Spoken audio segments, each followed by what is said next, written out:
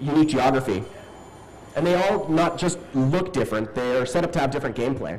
This area is set up to be a really good combined arms area where infantry and tanks and aircraft can all play. There's plenty of cover for ground infantry, plenty of avenues. Whoa, calm down, I got crashed into you.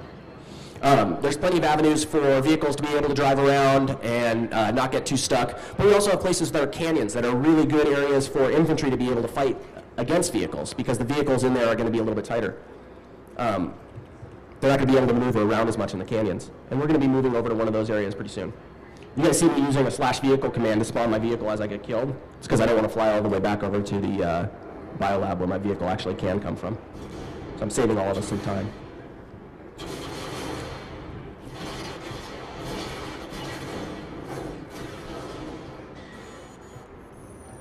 I'll jump out of my vehicle here really quick and just run around on the ground so you guys can see what this battle feels like from a foot soldier's level. Let's see how long it takes before I get shot by one of these tanks. So I'm playing a light assault character right now as an infantry, and that means that I have jump jets, I'm very maneuverable, but I'm not very stalwart. If someone were to start shooting at me, I would disappear pretty quickly.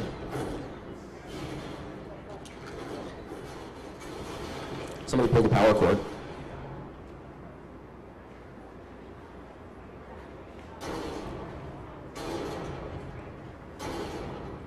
There we go. That's fixed, huh? It's like a rat's nest down here with cords, so I probably pulled it with my foot. Sorry. And I got killed while that happened. That's always the way, is, oh, come on. You broke it again. It was fine.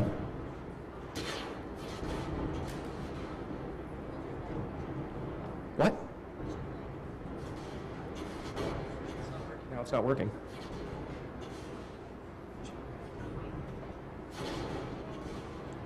Technical difficulties.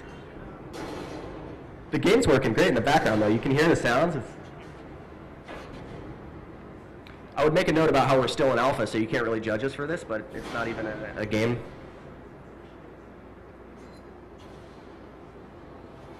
All right, there it goes. Whoa, I almost got ran over by a tank. Huh?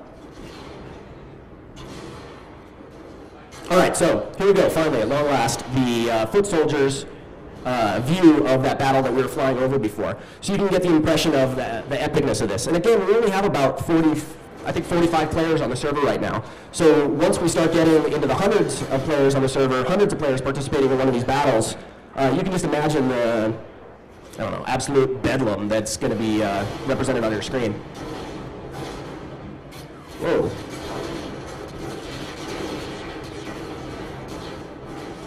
So this is pretty crazy.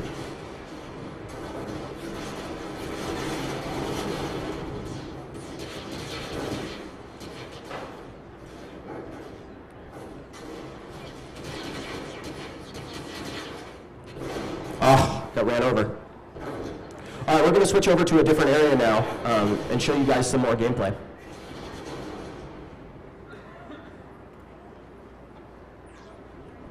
Hop on my airplane again.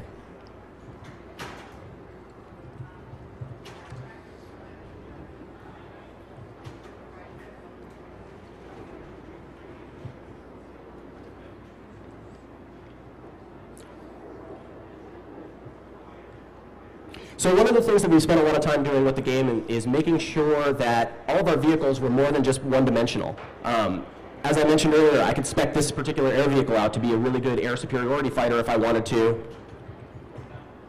going to make it be a little bit more like a sunset-y time. How's that? I could spec this out to be a really dedicated air superiority fighter with flares and air-to-air missiles if I wanted to. I could also spec it out to be the air-to-ground vehicle that I have it set up as right now. Most of our vehicles and most of our classes have that sort of multifaceted design to it. For instance, if I were playing that light assault character that I was just playing before, I can use that guy to be kind of like a commando-ish, go up behind enemy lines kind of character, or I can use him to be sort of like a battlefield disruptor who uses flashbangs and smoke grenades and things like that to really be able to change the course of battle. What happened? Something funny happened? Did my plane blow up? No, that's fine. They're made out of nanites, so we don't really care if they get destroyed. So I'm going to grab a tank really quick. I want to talk to you guys a bit about some of the configuration options that are available while I'm on here. Here's my tank. I don't have a lot of stuff unlocked for it, but if I want to, I can go into my menus here and go through my certification tree for this particular vehicle. Now the cert tree in PlanetSide 2 works off of cert points. I earn cert points through playing the game, and I also earn them passively while I'm online or offline. So if you don't have the time to dedicate 20, 30 hours a week to play an MMO with your friends, we're allowing you to have this sort of offline advancement so you can keep up even if you're not playing the game a ton.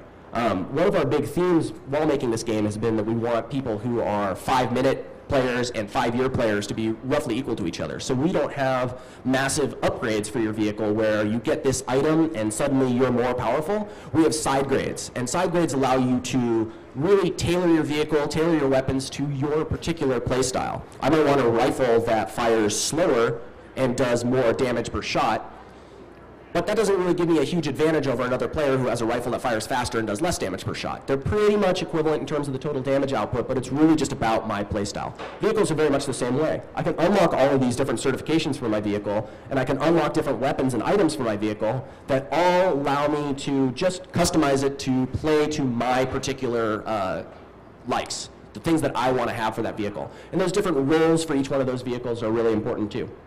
So the only thing I've really got customized on here is I've got my little guild decal on it, and I also have this really cool desert paint job.